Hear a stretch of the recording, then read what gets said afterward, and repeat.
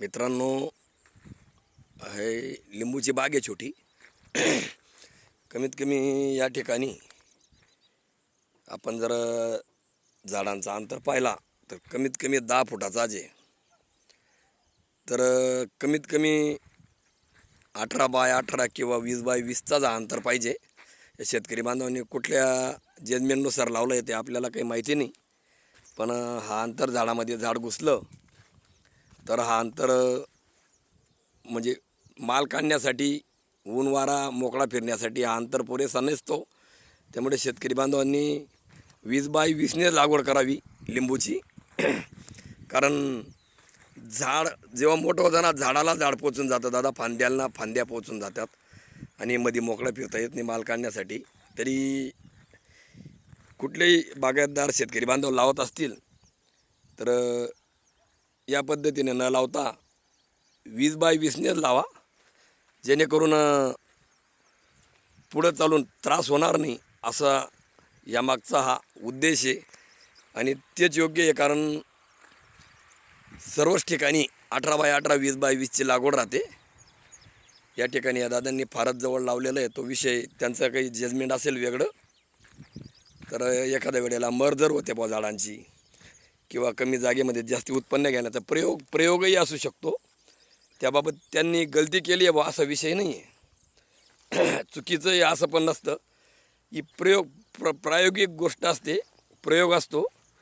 त्यामुळे हा विषय आपण हे गलत आहे बा असं म्हणूच शकत नाही आपण. दुसरी गोष्ट म्हणजे हे लिंबूचं झाड आहे. या ठिकाणी जे खाली या थडग्याला फांद्या आहे, ही फांदी कट केल्याशिवाय वरती झाड वाढत नाही. त्यामुळे या फांद्या ज्या बुंद्याजवळ उगलेल्या असतात, या वारंवार कट झाल्या पाहिजे. हे बघा तुम्ही, या खाली उगलेल्या, आणि ती कट केल्यानंतर वरती झाड वाढतं. त्याने झाडाची वाढ व्यवस्थित होते आणि झाडाला आकारही गोल येतो. खालच्या ज्या डीर असतात थडग्याजवळ बुंद्याजवळ, ती कट केल्यानंतरची ताकद वरती या फांद्यांना लागते आणि असे नवीन डीर फोडतात. हे बघा कवडे डीर आहे आतमध्ये. हा डीर बघा, असे कवडे डीर फोडतात ते या फांद्या कट केल्यानंतर. तुम्हाला हे बघा, हे कवडे डीर दिसतील तुम्हाला अजून. हे बघा, एकदम कवडे डीर आहे. हे वरती झाड चाल करतं, त्याचा विषय आहे. तरी आपण प्रायोगिक तत्वावर जरी कुठली लागवड केली तरी ते आपण काहीतरी चुकीचं आहे बा असं त्याचा अर्थ धरू नये. कारण कोण कुठला प्रयोग करेल आणि तो सक्सेस होईल, कारण प्रयोग करायला स्वतःची हिंमत लागते. आणि ते दादांनी केलेलं आहे. या ठिकाणी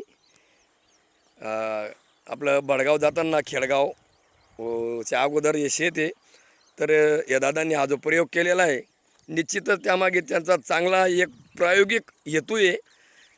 हे आपण त्याचा मागचा तो हेतू, आपण माल धरल्यानंतर त्यांना जे उत्पन्नाचा ॲव्हरेज बसेल तो कुठल्या पद्धतीने बसतो हे ते शेतकरी बांधव नंतर ते आपल्याला माल आल्यावर जे होईल ते दिसेल. कारण 3 ते 4 वर्ष हे झाड खाऊन जातं. 4 वर्षांनी माल चालू होतो चांगला. त्यामुळे 4 वर्ष दम मारणं या प्रयोग करण्यासाठी हे फार मोठं मन लागतं दादांनो. बाकीजण म्हणतात की एवढ्या दिवस प्रयोग करण्यासाठी शेती अटकवायची म्हणजे, आणि विनाकारण प्रयोग सक्सेस नाही झाला तर मग काय करायचं. पण सक्सेस जर झाला तर काय करायचं मग. कारण प्रयोग करणारा माणसाला स्वतः एखाद्या वेळेला तोटा सहन करावा लागतो, पूर्ण पीक वाया जातं. पण प्रयोग जर सक्सेस झाला तर अनेक शेतकऱ्यांचा त्यामागे फायदा होतो. त्यामुळे प्रयोग करणारे बांधव, शेतकरी बांधव जे आहेत ते स्वतः तोटा सहन करतात, स्वतः तर पीक जातं वाया. पण जर झाला फायदा तर सगळ्या जगाचा फायदा होईल, त्यामागचा शेतकऱ्याचा उद्देश असतो. प्रयोग करणारा माणूस हा मनापासून तोटा सहन करण्याची इच्छा ठेवतो आणि नंतरच प्रयोगाला सुरुवात करतो. त्याला सुरुवातीला सगळेजण म्हणतात की तू गलत करतोय बा. हे असे अनेक ठिकाणी झालेलं आहे. तुम्ही गलत करताय बा, असं करायला नको पाहिजे. पण त्याच्या डोक्यामध्ये जो प्रयोग आहे तो जर सक्सेस झाला मग त्याला कोणी म्हणत नाही गलत. त्याचं बघून सगळे आजूबाजूचे शेतकरी किंवा इतर लोक त्या प्रयोगानुसार पीक लावतात आणि कमाई जास्ती काढतात. हे आपल्याला अनेक ठिकाणी प्रयोगांती दिसून आलेलं आहे. शेतकऱ्यांनी नवनवीन प्रयोग करावे, त्यामागचाच हा उद्देश आहे. नमस्कार मित्रांनो, जय खानदेश.